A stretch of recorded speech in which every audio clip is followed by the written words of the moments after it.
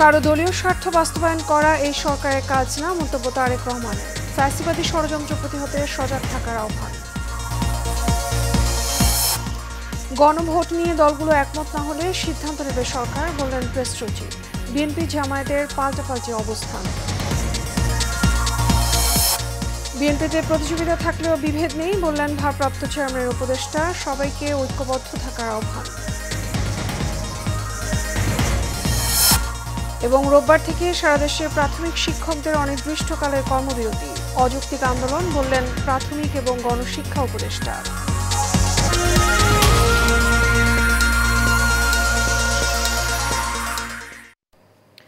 স্বাগত Asian prime নিউজে, আপনাদের সঙ্গে আছি আমি মিতা মৌসুমী। এতক্ষণ শুনছিলেন বিআরবি কেবল ইন্ডাস্ট্রিজ লিমিটেড সংবাদ শিরোনাম। এবারে চলে যাব বিস্তারিত সংবাদে। কারো দলীয় স্বার্থ বাস্তবায়ন করা এই সরকারের কাজ না বলে মন্তব্য করেছেন বিএনপির ভারপ্রাপ্ত চেয়ারম্যান তারেক রহমান। দুপুরে রাজধানীর কৃষিবিদ ইনস্টিটিউটে হিন্দু প্রতিনিধি সম্মেলনে তারেক রহমান বলেন, গুপ্ত পথে ফ্যাসিবাদের পক্ষের শক্তিগুলো যাতে দেশকে অস্থিতিশীল করতে না পারে সেদিকে অন্তর্বর্তী সরকার এবং ফ্যাসিবাদ বিরোধী রাজনৈতিক দলগুলোকে সজাগ দৃষ্টি রাখতে হবে। আরও জানাচ্ছেন শরীফুল ইসলাম।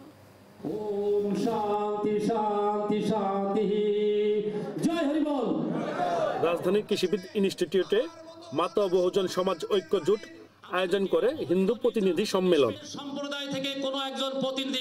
এতে বিএনপির সিনিয়র নেতারা ঐক্যবদ্ধভাবে গণতান্ত্রিক প্রক্রিয়ায় সুষ্ঠু নির্বাচনের মাধ্যমে অসাম্প্রদায়িক বাংলাদেশ গড়তে সকল নাগরিকের কাছে বিএনপির পক্ষে সমর্থন চান।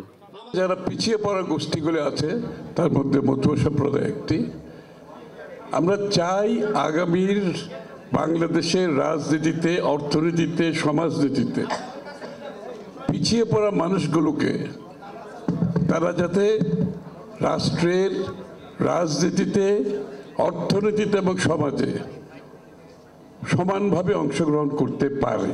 আজকে আসুন আমরা নতুন করে বাংলাদেশের সমাজকে সমতার ভিত্তিতে বৈষম্যবিহীন প্রতিটি মানুষের অধিকার নিশ্চিত করে নতুন করে গণতান্ত্রিক প্রক্রিয়ায় একটি সুষ্ঠু ও নিরপেক্ষ নির্বাচনের মাধ্যমে আবার গড়ে তুলি।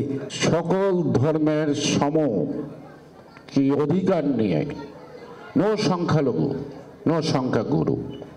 As per Constitution, each and everybody have a equal right. সেটাকে বেশ ধরে আমরা আত্মীয়তা করতে চাই।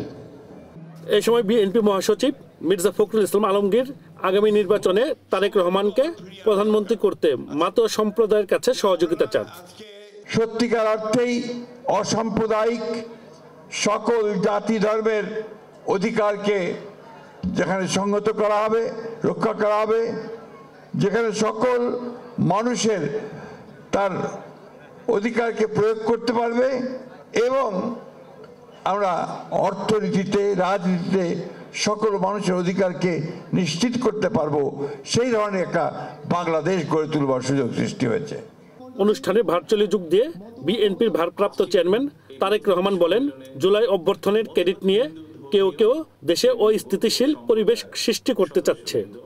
ফ্যাসিবাদ শাসন আমলে ফ্যাসিবাদের রোষানল থেকে বাঁচতে ফ্যাসিবাদের বিরোধীদের কেউ কেউ যে উপায় গুপ্ত কৌশল অবলম্বন করেছিল, পতিত পরাজিত ফ্যাসিবাদী অপশক্তিও বর্তমানে একইভাবে গুপ্ত কৌশল অবলম্বন করে দেশকে গণতন্ত্রের উত্তরণের পথকে বাধাগ্রস্ত করে তুলছে কিনা সে ব্যাপারে সজাগ দৃষ্টি রাখার জন্য আমি অন্তর্বর্তীকালীন সরকার এবং ফ্যাসিবাদ বিরোধী গণতান্ত্রিক শক্তিগুলোর প্রতি বিশেষভাবে আহ্বান জানাতে চাই।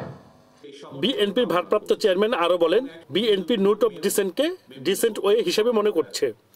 অবশ্যই কারো দলীয় স্বার্থ বাস্তবায়ন করা এই সরকারের কাজ নয় এবং এ কারণেই বিএনপি এই সরকারের প্রতি কোন রকম চাপ প্রয়োগ করার পরিবর্তে বরং ভিন্ন মতের জায়গাগুলোতে নোট অফ ডিসেন্ট এটাকেই বিএনপি ডিসেন্ট ওয়ে বলে মনে করে। ধর্মীয় পরিচয়কে যেন কেউ দলীয় এজেন্ডা হিসাবে ব্যবহার করতে না পারে সেদিকে খেয়াল রাখার আহ্বানও জানান তারেক রহমান। সীমাবদ্ধতার মধ্যে শরীফুল ইসলাম, এশিয়ান টেলিভিশন, ঢাকা। সদস্যবৃন্দ।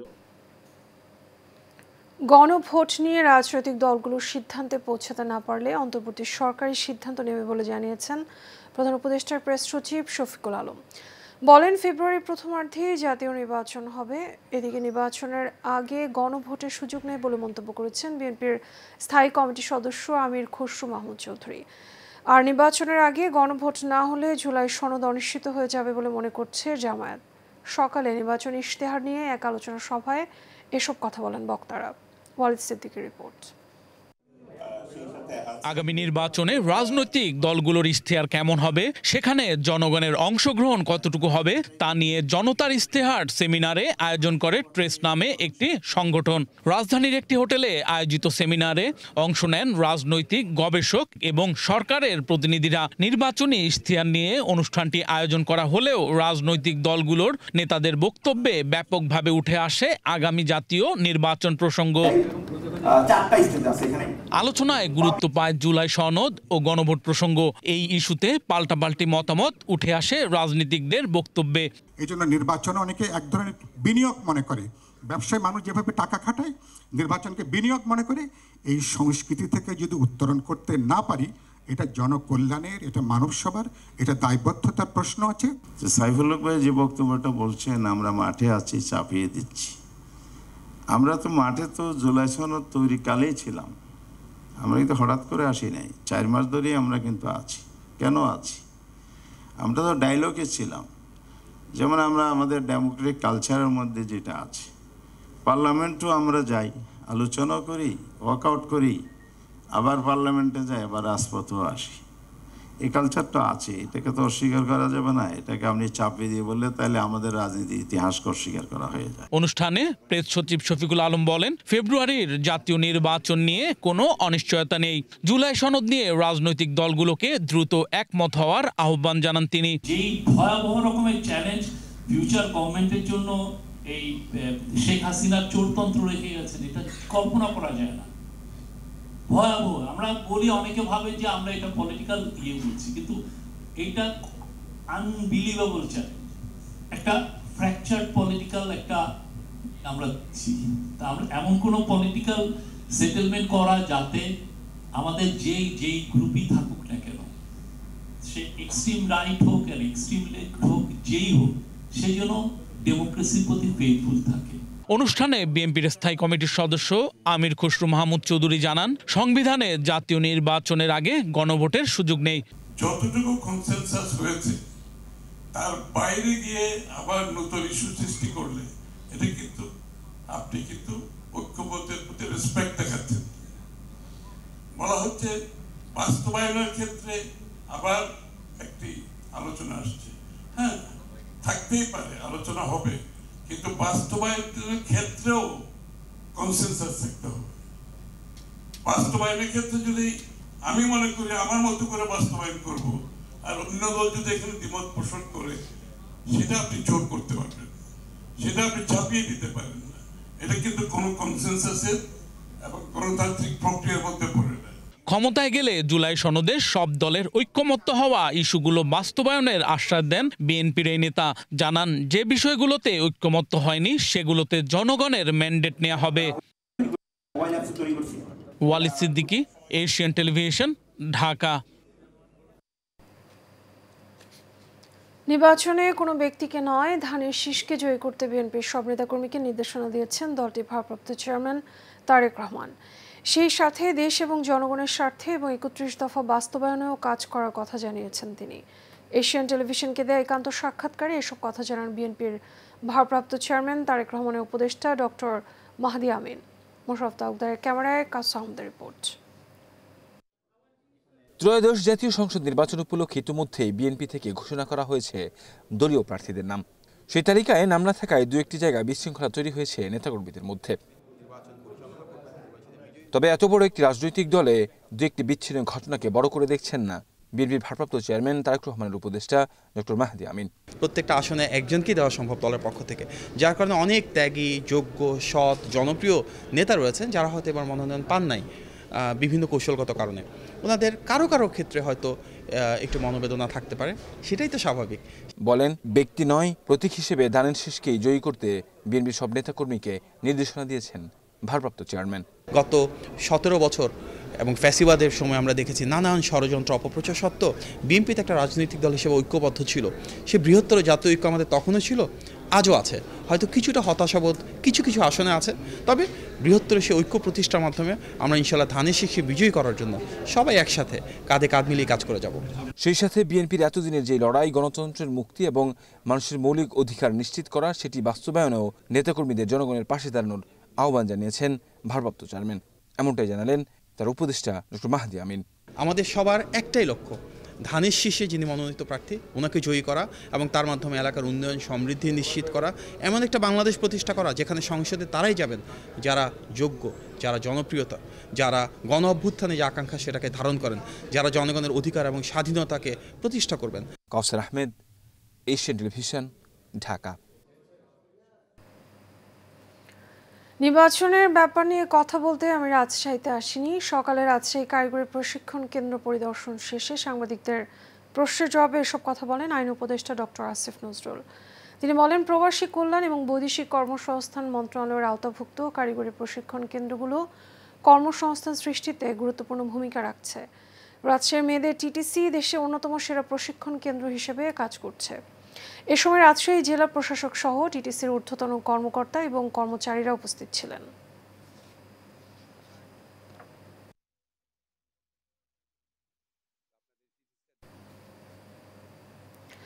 রোববার থেকে সারা দেশে অনির্দিষ্টকালের জন্য কর্মবিরতি পালনের ঘোষণা দিয়েছেন সরকারি প্রাথমিক বিদ্যালয়ের সহকারী শিক্ষকরা।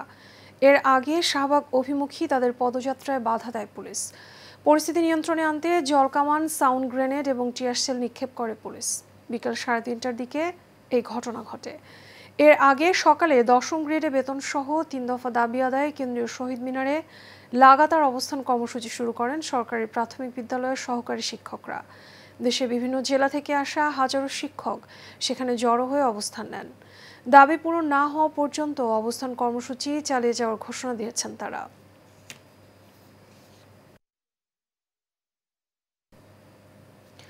প্রাথমিক শিক্ষকদের আন্দোলনে শিক্ষার্থীদের পড়াশোনার ক্ষতি হলে কঠোর ব্যবস্থা নেওয়ার হুঁশিয়ারি দিয়েছেন প্রাথমিক এবং গণশিক্ষা উপদেষ্টা অধ্যাপক ডাক্তার বিধান রঞ্জন রায় পোদ্দার। তিনি বলেন, প্রধান শিক্ষকদের 10ম গ্রেড দেওয়া হয়েছে, সহকারী শিক্ষকদের 11তম গ্রেড দেওয়ার চেষ্টা চলছে। এখন তারা 10ম গ্রেড দাবি করে যে আন্দোলন করছে তার কোনো যৌক্তিকতা নেই। আন্দোলনরত শিক্ষকদের ক্লাসে ফিরে যাওয়ার আহ্বানও জানান প্রাথমিক এবং গণশিক্ষা উপদেষ্টা। দুপুরে খুলনা জেলা শিল্পকলা একাডেমি অডিটোরিয়ামের প্রাথমিক শিক্ষার গুণগত মান উন্নয়নে শিক্ষা সংশ্লিষ্ট অংশীজনের ভূমিকা শীর্ষক মতবিনিময় সভায় তিনি এসব কথা বলেন।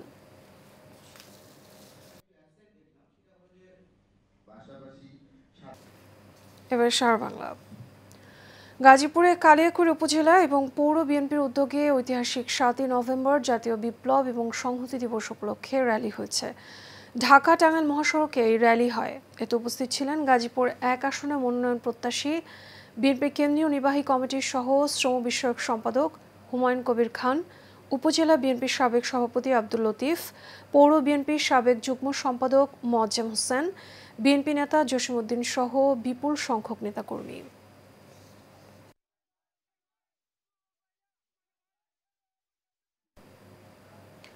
জাতীয় সংসদ নির্বাচনকে সামনে রেখে গাজীপুর 6 আসনে বিএনপির মনোনয়ন প্রত্যাশী এবং কেন্দ্রীয় শ্রমিক দলের কার্যকরী সভাপতি আলহাজ সালাউদ্দিন সরকারের সমর্থনে টঙ্গীতে মিছিল করেছে নেতাকর্মীরা।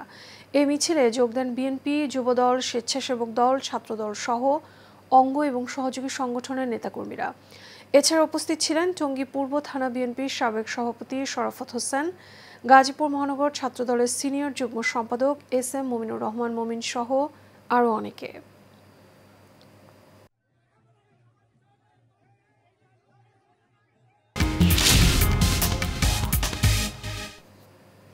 এবার আন্তর্জাতিক সংবাদ। ইসরায়েলের প্রধানমন্ত্রী বেনিয়ামিন নেতানিয়াহু, প্রতিরক্ষা মন্ত্রী ইসরায়েল কাটজ ও জাতীয় নিরাপত্তা মন্ত্রী ইতামার বেন গাভির সহ 37 ইসরায়েলি কর্মকর্তার বিরুদ্ধে গ্রেপ্তারি পরোয়ানা জারি করেছে ইস্তাম্বুলের প্রধান পাবলিক প্রসিকিউটরের কার্যালয়। গাজায় মানবতা বিরোধী অপরাধ এবং গণহত্যার অভিযোগে এই পরোয়ানা জারি করা হয়েছে।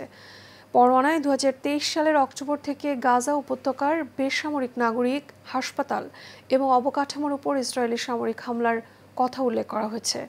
এর মধ্যে রয়েছে 6 বছর বয়সী হিন্দ রজবকে হত্যা এবং চিকিৎসা সুবিধাগুলোতে বোমা হামলা।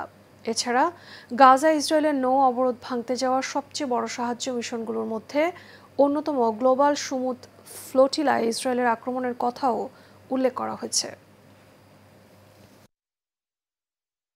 এবার বাণিজ্য সংবাদ। রাজধানী প্যান প্যাসিফিক সোনারগাঁও হোটেলে অনুষ্ঠিত হয়েছে ৫ম বাংলাদেশ ফিনটেক সামিট। আজ মাস্টারকার্ডের সৌজন্যে এবং প্রাইম ব্যাংক পিএলসির সঞ্চালনায় এই সামিট অনুষ্ঠিত হয়। সম্মেলনের প্রধান অতিথি ছিলেন তথ্য সচিব শীষ হায়দার চৌধুরী। এ সময় বক্তব্য রাখেন বাংলাদেশ ব্র্যান্ড ফোরামের প্রতিষ্ঠাতা এবং ব্যবস্থাপনা পরিচালক এবং বাংলাদেশ ইনোভেশন কনক্লেভের প্রতিষ্ঠাতা Shariful Islam, Eastern bank PLC additional managing director and chief operating officer Osman Irshad Faiz, prime bank fintech লিমিটেডের chief executive officer Sheikh Aminur Rahman, global finance and technology নেটওয়ার্কের group chief executive officer Swapnendu Mohanty ও মাস্টারকার্ড বাংলাদেশের কান্ট্রি ম্যানেজার সাইদ মোহাম্মদ কামাল সহ অন্যান্যরা। এর সাথে শেষ করব এশিয়ান প্রাইম নিউজ। তার আগে বিআরবি কেবল ইন্ডাস্ট্রিজ লিমিটেড সংবাদ শিরোনামগুলো জানাবো আরও একবার।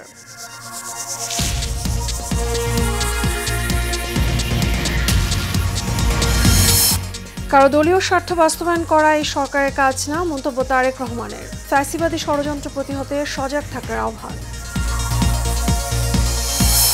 গণভোট নিয়ে দলগুলো একমত না হলে সিদ্ধান্ত নেবে সরকার, বললেন প্রেস সচিব।